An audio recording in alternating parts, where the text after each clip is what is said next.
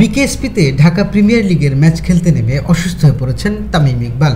বুকে ব্যথা অনুভব করায় তাকে বিকেএসপির পাশে একটি হাসপাতালে নেওয়া হয়েছে বলে জানিয়েছেন বিকেএসপির মেডিকেল বিভাগের একটি সূত্র।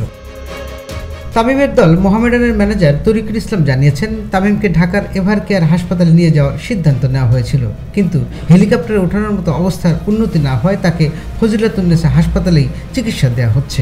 সোমবার বিকেএসপির ৩ নম্বর মাঠে মোহামেডানের হয়ে শাহিনপুকুরের বিপক্ষে খেলতে নেমেছিলেন তামিম। অধিনায়ক হিসেবে টসে অংশ নেন।